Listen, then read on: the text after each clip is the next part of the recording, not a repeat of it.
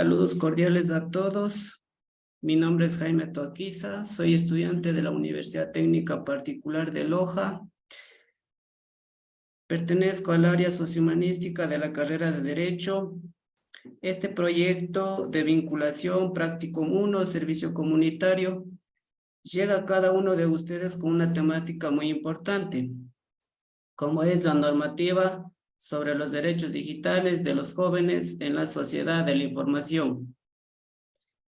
El mismo que tiene por objetivo llegar a ustedes con un fin informativo, con el propósito de crear conciencia y a la vez conocer cuáles son las normas que resguardan esta información personal.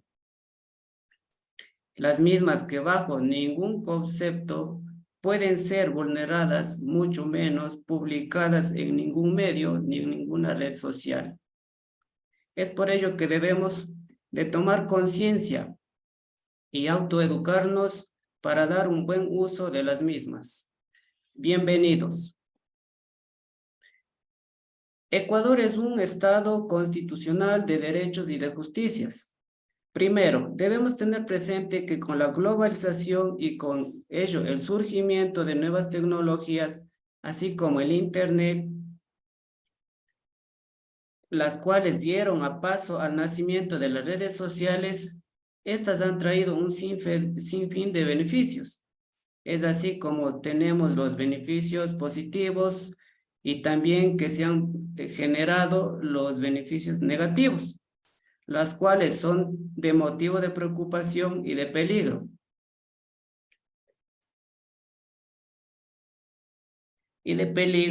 Un claro ejemplo son los delitos informáticos, las cuales usan como herramientas principales los dispositivos tecnológicos y el Internet. Por esto, los derechos privados definitivamente corresponden al derecho a la protección de datos personales, no solo porque vela y salvaguarda, sino también a lo que tiene que ver con la intimidad de la persona debido a que los ciudadanos se pueden ver amenazados por la divulgación y la circulación de la información que se supone que debe ser protegida. Por lo tanto, debemos saber qué son los derechos digitales, tanto en la Constitución si se encuentran marcados y también qué es el derecho a la protección de datos. Vamos con lo siguiente. Los derechos digitales que se encuentran reconocidos en la Constitución de la República del Ecuador.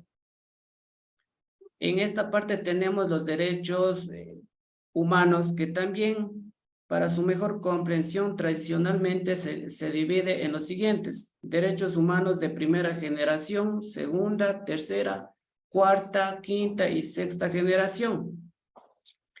Los derechos humanos de primera generación son los derechos civiles y políticos, o también denominados libertades civiles o libertades. Tenemos la libertad de conciencia, la libertad de expresión, de prensa, de asociación, de iniciativa económica, de trasladarse libremente dentro y fuera del país. Como también la libertad política, de participar en el poder político de la comunidad en la que se vive, sea directamente o sea a través de representantes. Estos derechos también denominados como valores de libertad. Los derechos humanos de segunda generación. En cambio, aquí están los derechos económicos, sociales y culturales. Estos derechos se agrupan bajo la expresión libertades, liberación que tenemos, liberación del hambre, de la necesidad, etcétera, que solo pueden lograrse satisfaciendo el derecho a la asistencia sanitaria, a la educación, a un medio de vida digna y a una cierta seguridad en casos de enfermedad, desempleos. Estos también son derechos y valores de igualdad. Derechos humanos de tercera generación. Estos derechos se exigen aún más, ya que en esta parte se encuentra la solidaridad internacional, el derecho a la paz y a un medio ambiente sano. Estos derechos son valores de solidaridad. Cuando ejercidos, convertirían a las personas en ciudadanos del propio país y del mundo y permitiría encarnar en la sociedad los valores de libertad, igualdad y la solidaridad. Además, la importancia del conocimiento de la tercera revolución industrial y en general las revoluciones tecnológicas y el derecho al desarrollo. Tenemos los derechos humanos de cuarta generación. En este derecho están todos los que tienen que ver con la sociedad digital, los derechos digitales, la libertad de expresión del Internet, el libre acceso a la información y al conocimiento. En ese sentido, el pluralismo de medios de comunicación y el rechazo a la concentración de medios y, por tanto, de la información y la comunicación. También tenemos los derechos de quinta generación, que se extienden a los robots que reclaman su personería jurídica, así también específicamente lo que corresponde a los derechos y deberes, incluida la obligación de reparar daños. Los derechos humanos de sexta generación. Estos derechos cubren o cubrirán a otras formas de vida de tipo vivido, así como también es el transhumanismo y el posthumanismo. El primero que está destinado a superar el envejecimiento de la persona y el segundo que postula superar la muerte. Como mencionamos anteriormente, se encuentra dentro de la cuarta generación los derechos digitales. Sin embargo, todos los derechos humanos y fundamentales pueden ser aplicados de forma transversal en la sociedad digital o sociedad de red en la que vivimos. Hoy, para hablar de los derechos digitales, específicamente tomemos como base la Carta de Derechos Digitales de España. Esta carta regula los siguientes derechos, como ustedes verán aquí. Los derechos de libertad, es decir, el derecho a la identidad en el entorno digital, derecho a la protección de datos, al pseudonimato, derecho a la persona a no ser localizada y perfilada. También tenemos el derecho a la igualdad. Dentro de esta está a la no discriminación en el entorno digital, como también tenemos los derechos de participación y de conformación del espacio público. En esta parte de aquí están los derechos a neutralizar el Internet, libertad de expresión, libertad de información.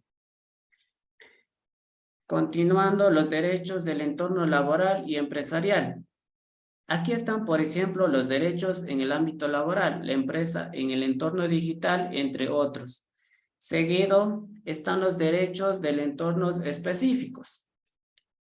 Es decir, los derechos de acceso a datos con fines de archivo, por ejemplo, acceso a archivos de interés público para fines de investigación científica o histórica, fines estadísticos, fines de innovación de desarrollo, entre otros. Por último, están las garantías y eficacia. Estos derechos son garantías de los derechos en los entornos digitales. Vamos a lo que concierne sobre la Constitución, si están enmarcados los derechos digitales. Los derechos digitales en la Constitución, por su parte, no reconoce directamente los derechos digitales. Sin embargo, utilizando la teoría implícito, podemos afirmar que, por ejemplo, el derecho al acceso universal al Internet, entre otros, se encuentran inmersos dentro del artículo 17, numeral 2, que claramente establece el derecho fundamental al acceso universal a las tecnologías de información y comunicación. Por otro lado, tenemos el artículo 66, numeral 19, de la Constitución, que establece el derecho a la protección de datos de carácter personal, y dentro del mismo están el derecho a la privacidad, derecho a la personalidad y a la no personalidad digital, es decir, el anonimato como una forma de privacidad en la red, el derecho al olvido, entre otros. Estos están enmarcados dentro de la Constitución con el artículo 17 y el artículo 66.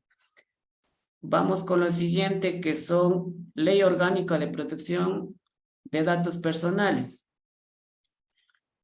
Vamos a verlo así de manera sencilla, de la que es importante sobre la protección de datos, de cómo nace y cómo participa la Ley de Protección de Datos. Primero, las cosas determinadas sobre la dignidad humana equivalen al merecimiento por tener un trato especial que tiene toda persona por el solo hecho en sí de existir. Es muy importante eso de aquí porque también lo establece en nuestro artículo 7 de la Constitución de la República del Ecuador, que concierne a los datos en sí correspondiente en que habla sobre los temas relacionados a la vida.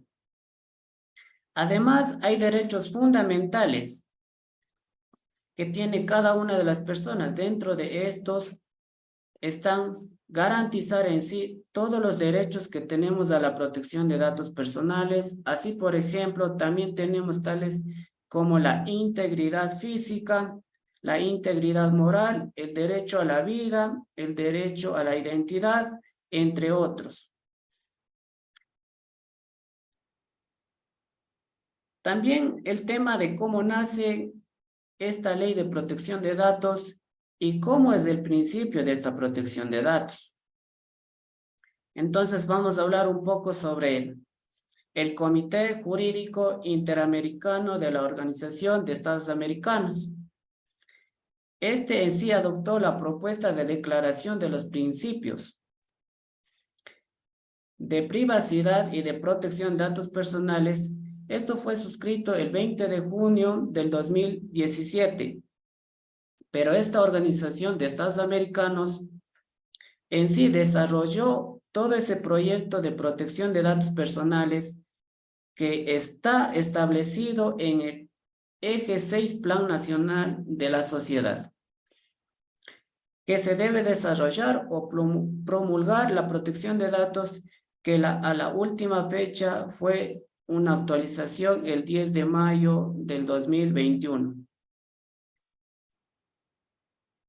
¿Dónde se basa este principio o derecho que se encuentra establecido en nuestra Constitución, en nuestra normativa referente a este tema? Está, como lo mencionamos anteriormente, en el artículo 66, numeral 19, que dice que este artículo es muy importante, la particularidad de derecho a la protección de carácter personal incluye el acceso a la decisión sobre la información y datos de este carácter, así como su correspondiente protección, y además establece que la recolección de archivo, procedimiento, distribución o difusión de estos datos personales requerirán la autorización del titular o el mandato de ley. ¿Qué podemos establecer sobre esto? Establece que el derecho a la protección de datos de carácter personal incluye en sí la decisión. Sobre esta información que tiene que ver en sí el titular, les voy a explicar un poco también de lo que establece la Ley Orgánica de Datos Personales sobre los temas referentes a la titularidad. Y quienes forman parte de esto, además, qué procesos y qué protección de datos siempre tiene que existir en la recolección de archivos, la no difusión de esta información. En esta parte vamos a ver los integrantes del sistema de protección de datos personales. Es importante también ver sobre la estructura y cómo se encuentra establecida esta protección de datos.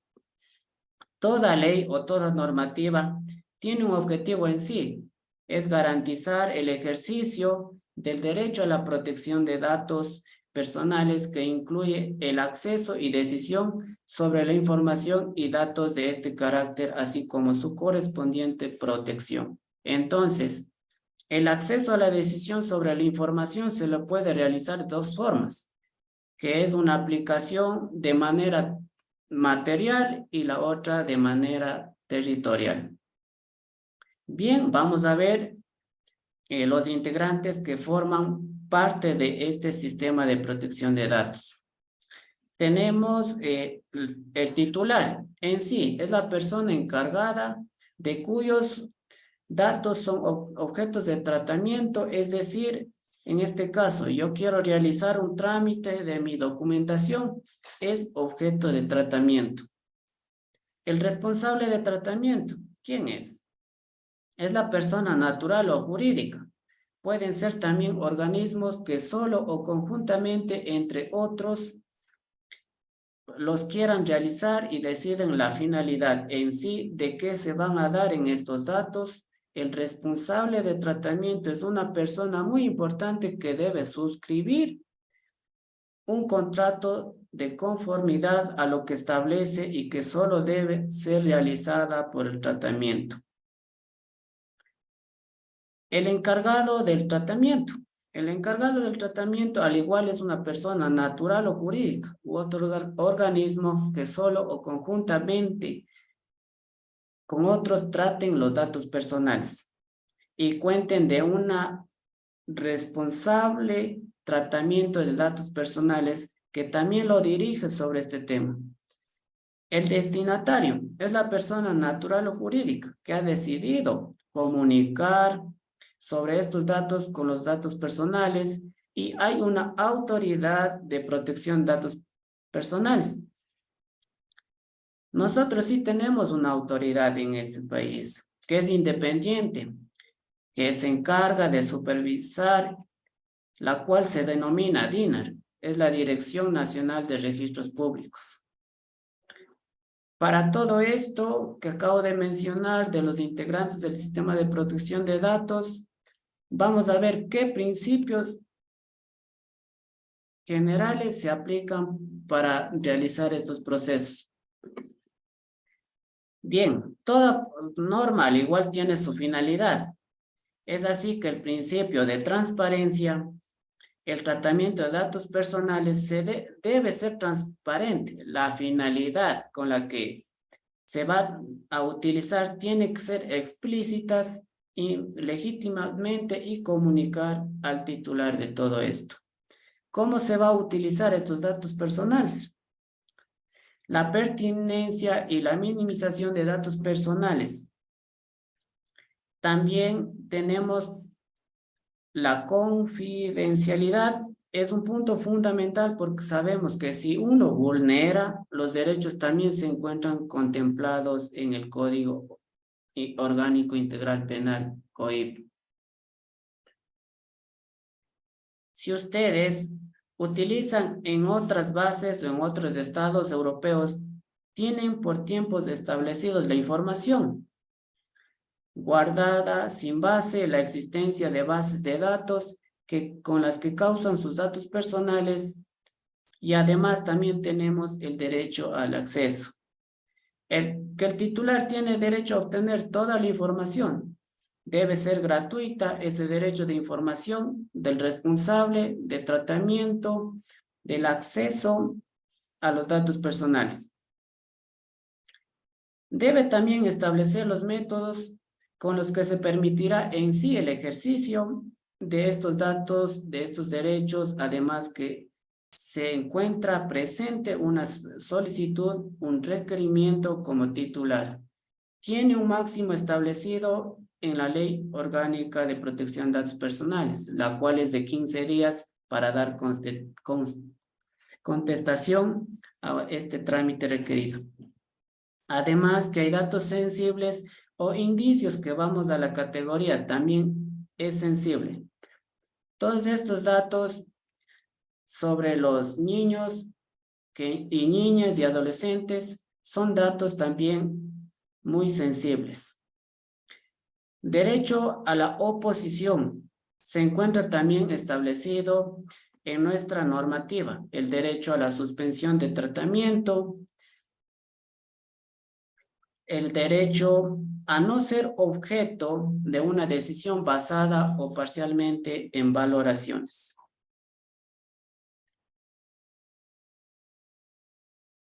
Todos estos derechos tienen un fin, que es también tiene como derecho a la consulta, derecho a la educación digital, ejercicio de derechos, entre otros. El derecho a la información.